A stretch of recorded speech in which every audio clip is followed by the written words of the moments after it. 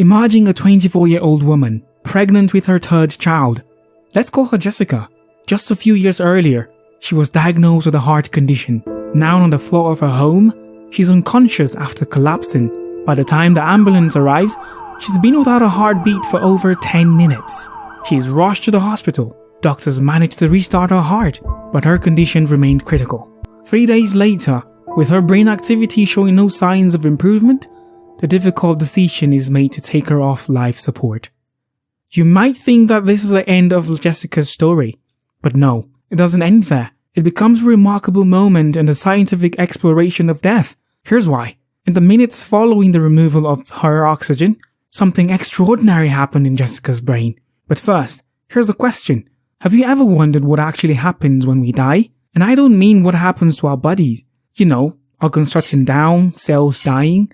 But what happens in our brain? Does consciousness simply flicker out like a dying light bulb? If you haven't, then you're in luck. Because Dr. Jimo Bojinjan, a neuroscientist at the University of Michigan, has dedicated her career to understanding the mysteries of the dying brain. Unlike most of us, she didn't believe that consciousness simply vanishes with death. She was filled with curiosity by near-death experiences. NDEs, you know, those remarkable accounts of people feeling a sense of detachment from their bodies, traveling through tunnels of light, or encountering loved ones who have passed on. Dr. Bojinjan suspected something fascinating was happening in the brains of those who had a brush with death. Studying Jessica's brain activity after her death revealed something completely unexpected. When Jessica was taking off life support, instead of fading away, her brain activity surged. Areas that had been quiet while she was on life support suddenly lit up with high-frequency electrical signals called gamma waves. These waves are associated with heightened awareness and memory. For the next several minutes, Jessica's brain went into some kind of a hyperdrive. Brain waves in different regions communicated with each other in a way not typically seen in a dying brain.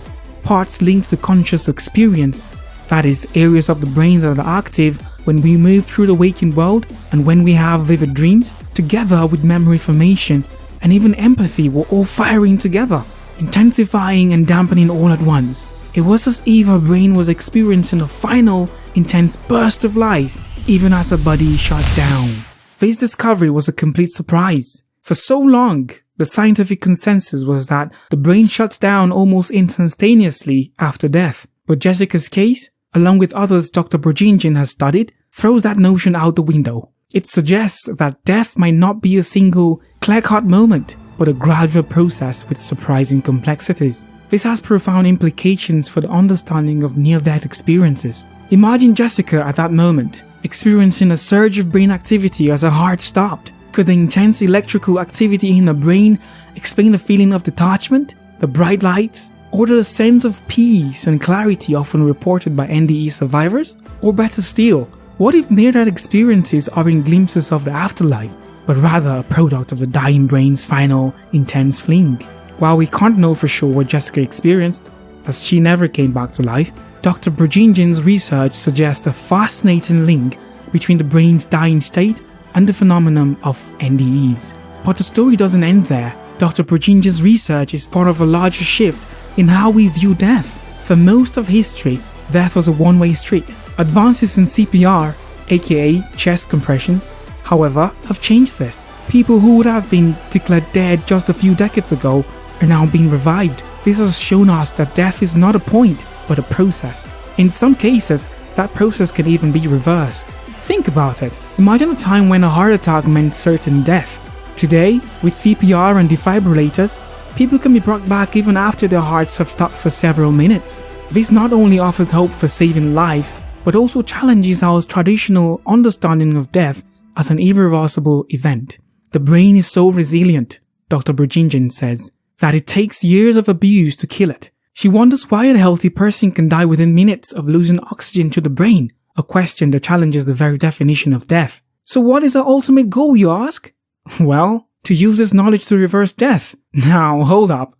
I know what you might be thinking. That's insane and it sounds like science fiction or something from a movie. That's what I thought too. But Dr. Bojinjan's research is paving the way for the future where death might not be the inevitable endpoint, but a potential hurdle we can overcome. Of course, This research isn't without its challenges. The stigma surrounding death and near-death experiences makes it difficult to secure funding for research in this area. But Dr. Burgingen remains undeterred. She believes that unraveling the mysteries of the dying brain is one of the holy grails of neuroscience, holding the key not only to understanding death, but potentially even to extending life itself. So, the next time you think about death, remember Jessica. Remember the unexpected activity in her brain and the possibility that death might not be as final as we once thought. We may be at the edge of a new era in death research, one filled with not just groundbreaking discoveries, but also filled with ethical and philosophical questions.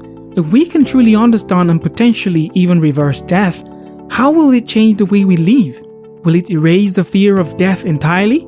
Or will it create a new set of anxieties around life extension and resource allocation? Who gets to decide when it's time? What are the implications for organ donation and end-of-life care? These are complex issues and questions that scientists, philosophers, and ethicists will need to carefully consider as research continues. This research may not bring back loved ones who have passed, but it could change the way we look at death itself and what it means to die, transforming it from a terrifying unknown into something waiting to be understood. As Dr. Burgingen herself says, "I believe what we found is only the tip of a vast iceberg.